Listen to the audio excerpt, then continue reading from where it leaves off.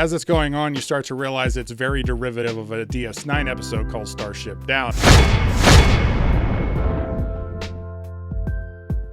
Hi guys, Geeker64 here, and today we're talking about Strange New Worlds Season 1, Episode 4, titled Memento Mori. And some of you may have noticed that I did not review Episode 2 and 3. That's because I was sick for a little while, so wasn't able to film, so I'm backlogged on those reviews. I'm going to try and get them done and sprinkled in sometime here pretty soon. There's just so much stuff coming out and some things I really want to talk about on the channel. So many different shows are coming out. Everything just came out this week. We got Orville on the horizon, and I really am going to start reviewing the Orville as it's releasing too. Hey, we are not your Shamu! So a lot of stuff on the plate, a lot of stuff coming up on the channel. Sorry again for a little break here. But like I said, I'll try and fill in episode 2 and 3 reviews some point. But I wanted to go ahead and start with episode 4, the most current episode, and go from there. So that's what we're talking about today. And since I didn't do a review for those, I was curious as to what your guys' feedback was. So I put a poll up on my channel at 62 votes. And I wanted to know what your guys' thoughts were on Strange New Worlds with 3 episodes in based on the first 3 episodes. And 24% of you said you were enjoying it. It's starting to feel like Trek. 44% of you said it's okay. At least it's better than STD or Picard. And 32% of you said not good. No real interest in any new Trek. So pretty split overall. There's a pretty big portion of my subscribers that you have no real hope for new Trek at this point. But my opinion is I would say so far 4 episodes in, it's okay.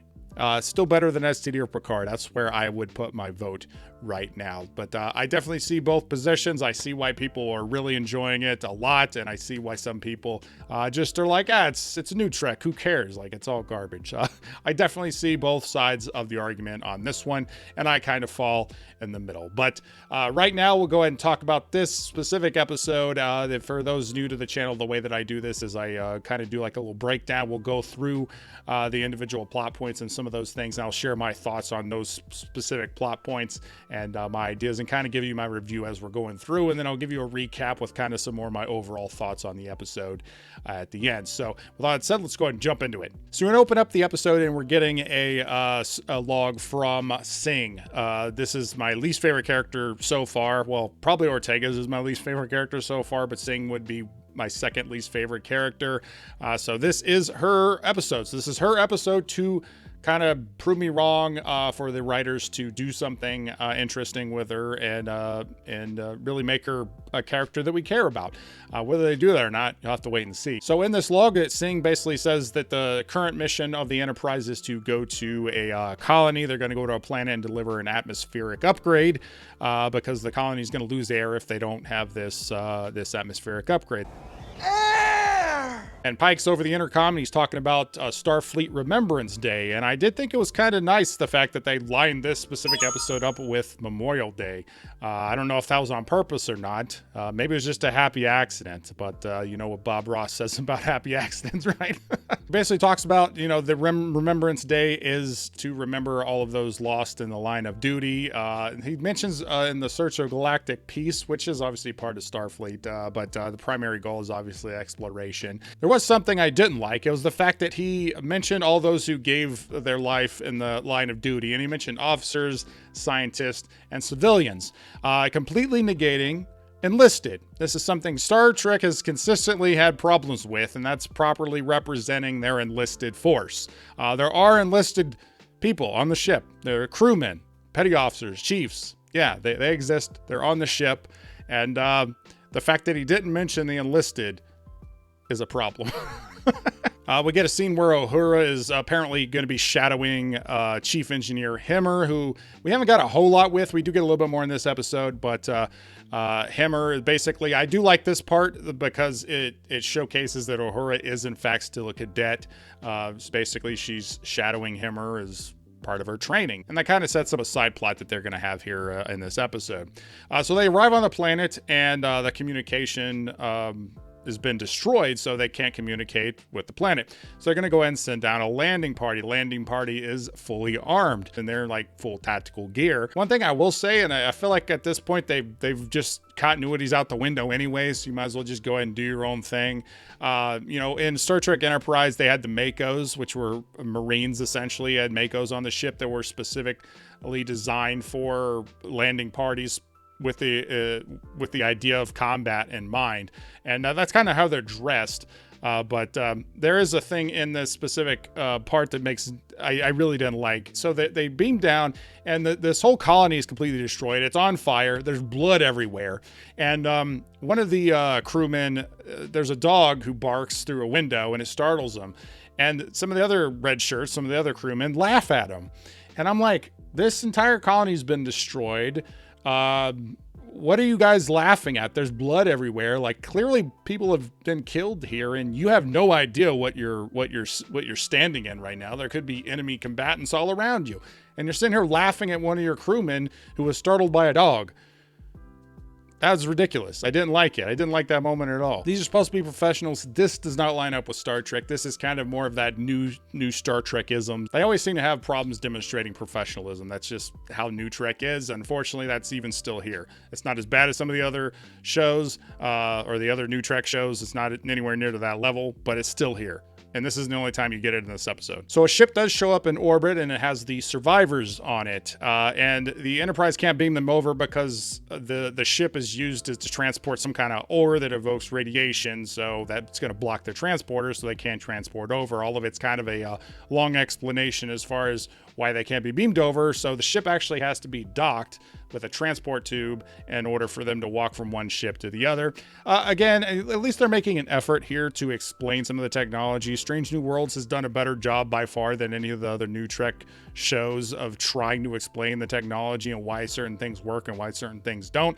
So I give them props for explaining it, and obviously it sets up something that's happening, and it kind of sets Pike's warning. Like, you can clearly tell that he's kind of suspect of something going on, but he doesn't verbalize it. We just can tell from his face, and that's good acting from Anson Mount as Pike. So there's a little girl that runs by, and they really should have done a couple different takes of this, because she doesn't really seem like she's running by. She's kind of like walking, but it's supposed to allude to the fact that she's running, and she's running away from her mother because she's scared. She's having flashbacks to stuff that happened on the colony.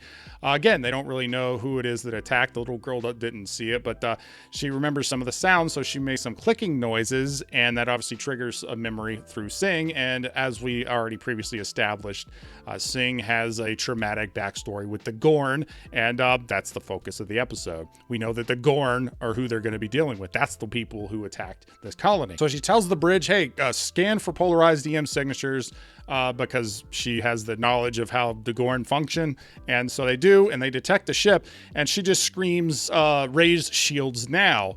And this is a chain of command issue. Yeah, I know that you're like, hey, you got to raise shields now. All you have to do is like minorly change the dialogue and say, Captain, I recommend raising shields now versus raise shields now. See, there's really not that big difference as far as the amount of time it takes.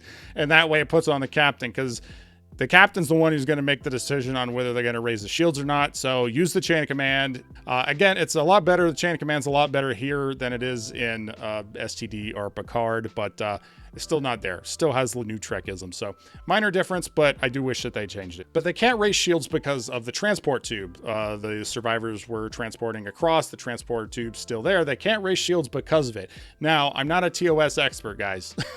I am more of a TNG DS9 expert as far as how that technology functions, because those are my preference. Those are my favorite shows. I like TOS, but it's not my area of expertise. Now in TNG, they would just extend the shields around the other ship. That just requires more power. My Enterprise is far superior. They've done that before. They did it in Voyager and TNG. It's just a thing that happens. In TOS, I don't know if I ever remember that happening. So for those of you out there who are like TOS experts on the technology and how it functions, can they do the same thing? Because it seems like they could have just extended the shields around the other ship. But anyway, they don't end up doing it. And the ship attacks, the Gorn ship attacks, which they don't know is the Gorn at this point, but we all know it's the Gorn, attacks, and the survivors' ship gets taken out, and the Enterprise gets heavily damaged, and the transport tube gets taken out. And Singh miraculously is not hurt from it, even though she was in the tube. Yet number one is very hurt from it, and she's got to go to sick bay. And that's all just in an effort to put Sing into the number 1 position. And put number 1 in sick bay with a little side plot there, which I'll talk about here shortly. So Sing shows up to the bridge. Again, she's basically acting number 1 here and is telling Pike, hey, it's the Gorn. You need to listen to me. And what you need to do is just hide. We need to regroup and figure out our next move, because if we run away, we're going to expend all of our resources and we can't really fight them head on. We need to assess what's happening and go from there. And Pike does listen to her, so they end up going into a brown dwarf to hide. And Ortega's, again, has some terrible dialogue. It goes to chain of command. She literally says, full impulse into a giant gas cloud of death. Why not? Yeah, that's Ortega's. You can always count on Ortega's to have like the dumb current year banter in whatever dialogue she has to say. As I said before, the new Trekisms are not gone, but it's not as bad as an STD or Picard. As I said, one of the other side plots had to do with Uhura and Hemmer, who were in a cargo bay, and the door's blocked, so they're blocked in this cargo bay. And there's some kind of thing they're transporting. I don't know what it is, but it's gonna explode. And Hemmer can't fix it because he got his hand crushed. So he's gonna walk Uhura through what she has to do. And if they were gonna do that, I don't know why they didn't crush both of his hands. They should just crush both of Hemmer's hands. That would have made more explanation, because he has one free hand. You could do that with one hand. Like, I can type with one hand. It takes a little bit longer, sure, but they should just crush both of his hands if they're gonna have him walk her through verbally what she's supposed to do. Because him with one hand is still going to be faster and better than Uhura. And one of the other side plots they don't spend a whole lot of time on, but I'll talk about it here, is the fact they go to sickbay, and for some reason the doctor says they don't have any supplies. Like, I could see power being restricted to sickbay because of the attack or whatever, but there's still tons of mobile medical supplies that they have on hand. There's other areas of the ship that have medical supplies. So the idea that they don't have any medical supplies at all, and they completely go to like stitching people up on like they're on the Oregon Trail or something.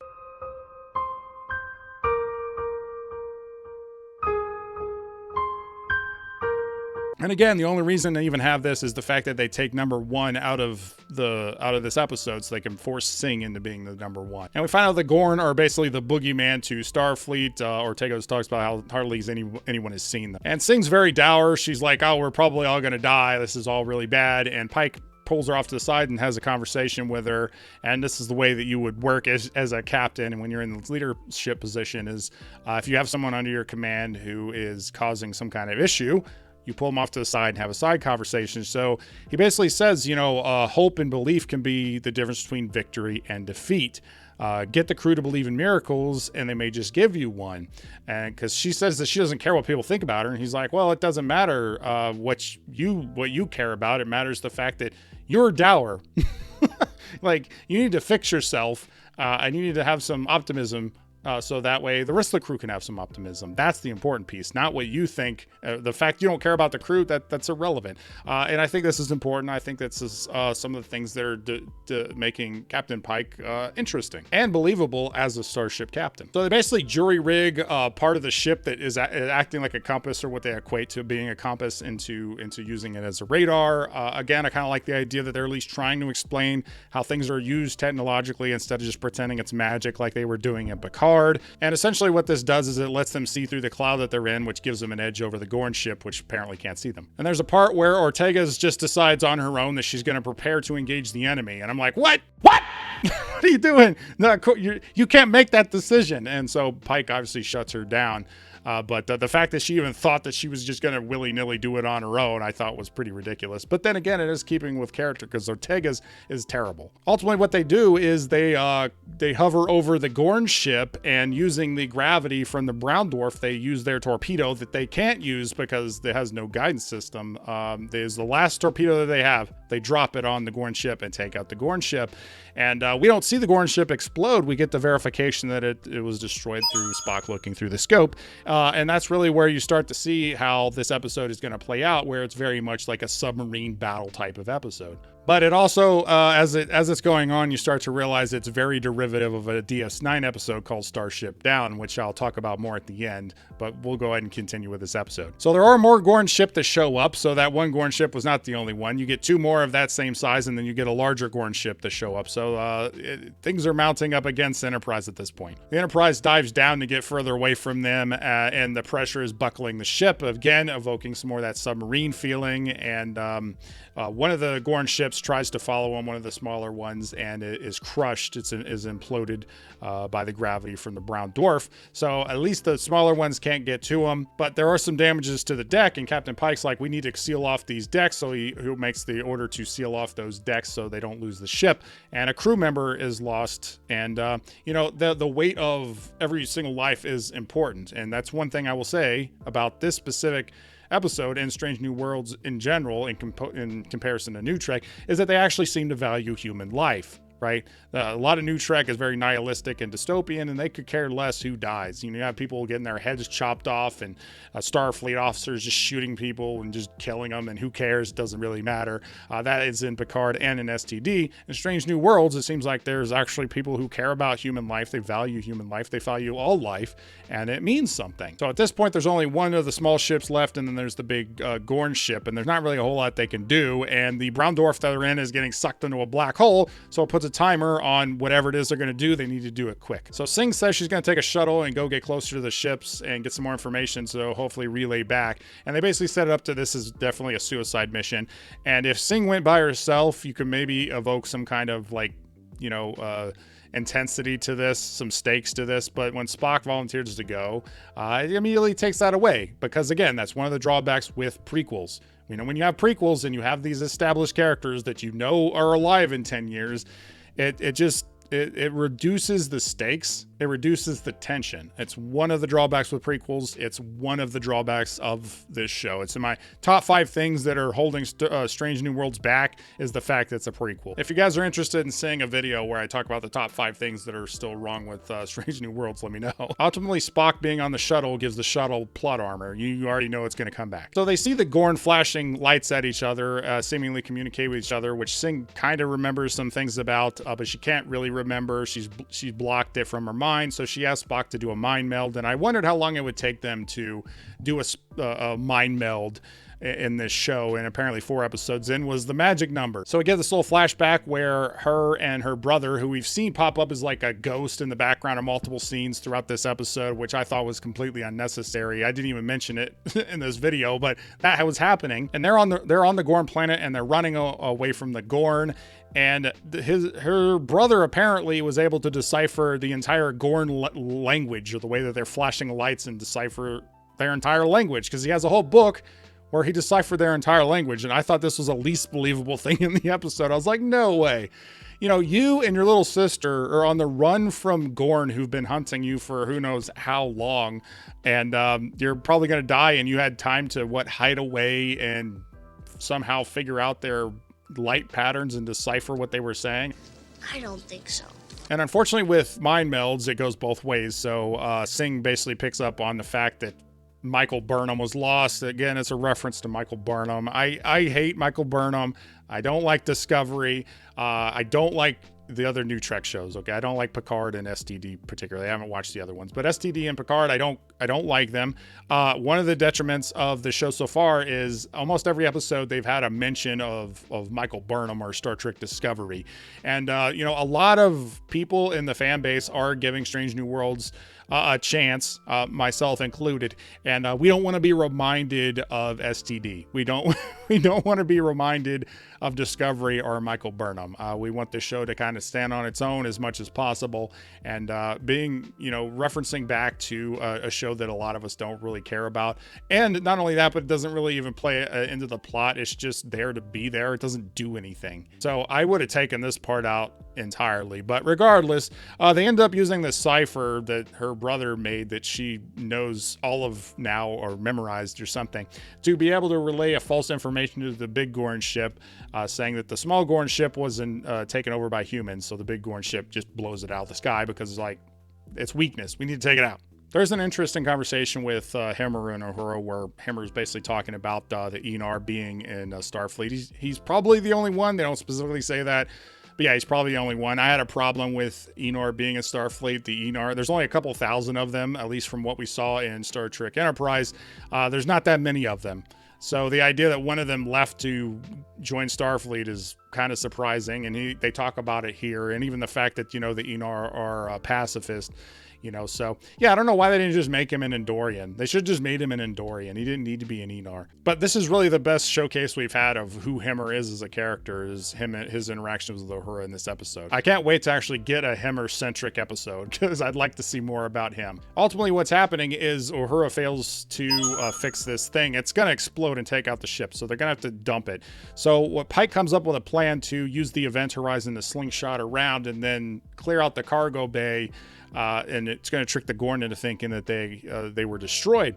It's a pretty good plan. I like the fact that they gave this to Captain Pike to come up with on his own, and mainly because in the last few episodes, episode 1 in particular, they dumb Captain Pike down in order to elevate other crew members. Right. That's how I felt in the last few episodes. And again, specifically in episode 1. So it's nice to actually see him come up with a plan and put that plan into motion on his own. And they do that. And it does trick the big Gorn ship. The big Gorn ship takes off and they're good. The Enterprise is a little worse for wear, but they're good. And they talk about the fact that they lost 7 crew members in this episode on this specific mission. And it ties into the beginning of the episode with Remembrance Day.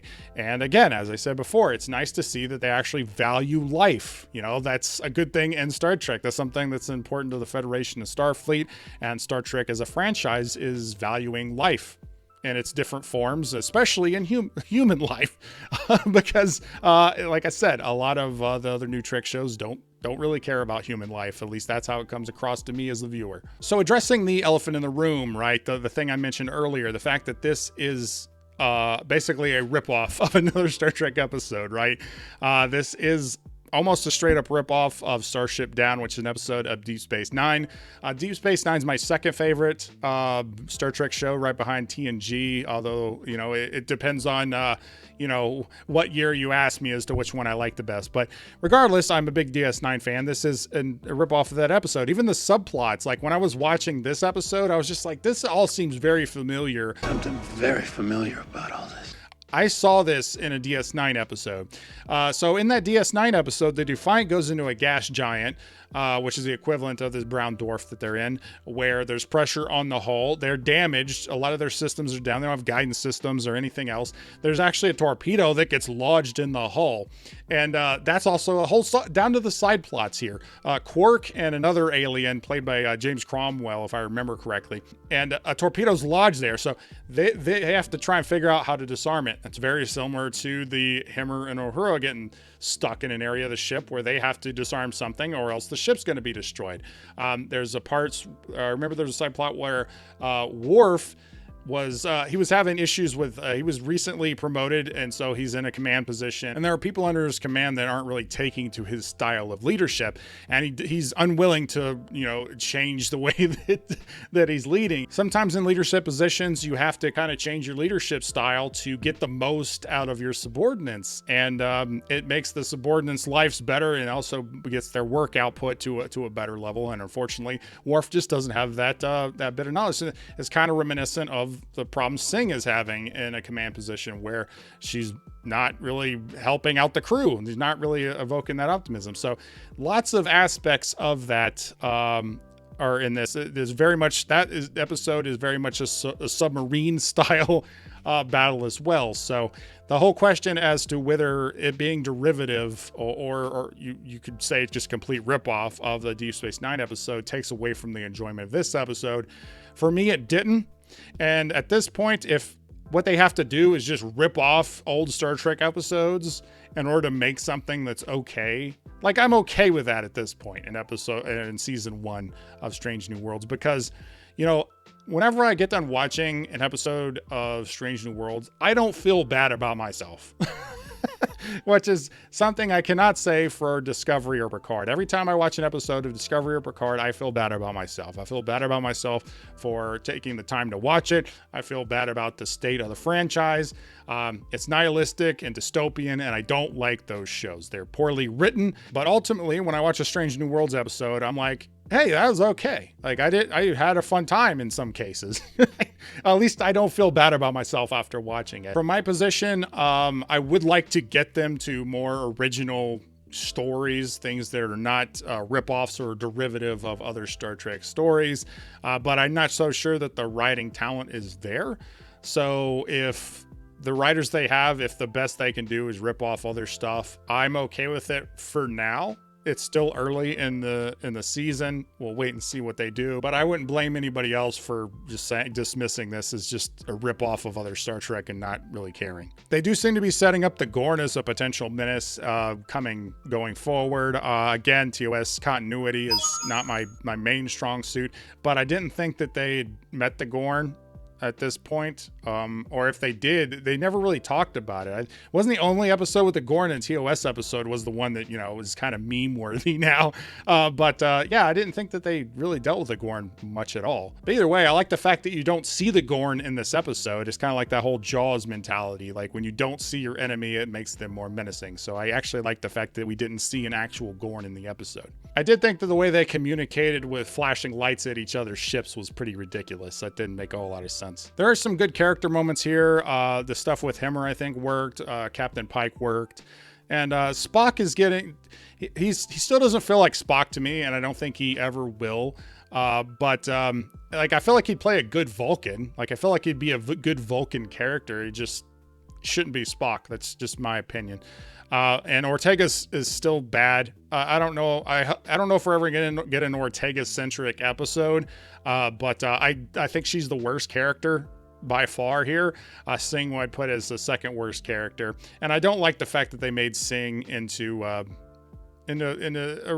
being related to Khan. I think that's stupid. This episode really doesn't change my opinion on Singh much. I mean, this was a Singh-centric episode, but it doesn't really build out her character at all. Her character progression's pretty much about where it was at the beginning of the season, other than the fact that she does put on the badge, seemingly accepting some things that happened to her with the Gorn, but it's pretty understated, pretty minimal. I wish that we got some more character progression with her in this episode. If they would just admit the fact that this whole thing takes place in an alternate timeline, in an alternate universe, they would save themselves a lot of hassle.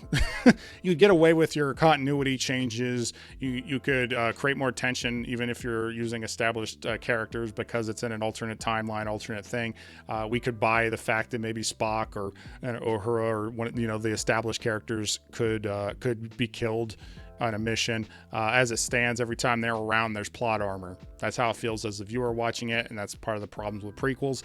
And yeah, I mean, there are problems with Strange New Worlds so far, but for me, this episode was good. I still had a fun time with it, even though it was kind of a ripoff of other stuff. There's still some new Trekisms. There's still some bad dialogue here or there, but this is just far better than Picard or STD. And as long as they're making steps in this direction, I want to encourage it, even if it's not at the level I'd like it to be. It's still better than those two, and if we kind of go in this direction, we may actually get a show that more Star Trek fans would be on board with, even if this one isn't necessarily the one for everybody. So, but I'm curious as to what you guys think. What did you guys think about episode 4? And what did you guys think about, what do you guys think about Strange New Worlds so far, 4 episodes in? Very curious as to what you think. Again, I'm kind of in the middle on it. I think it's okay. I feel somewhat satisfied when I watch an episode as opposed to what I was getting with Picard. So grading on a curve, I think it's pretty good. But I completely understand why there's some of you guys out there that just have zero interest in new Trek. It's burned you and you're done. But ultimately, I'm pretty curious as to what you guys think, especially since I skipped a couple reviews. So again, hopefully I can get back to that. But I do want to thank all you subscribers. You guys are awesome. Welcome new subscribers to my Star Trek videos. I'm going to try and catch up on the other 2 episodes and continue on here, as well as talk about the Orville. And just thank you to everyone who checked out this video. I hope you guys have a great day. And if you like this video, please like, comment, share, subscribe, do all the YouTube stuff, or don't. I'm not a beggar. I'm D-True64, and I always tell you the truth.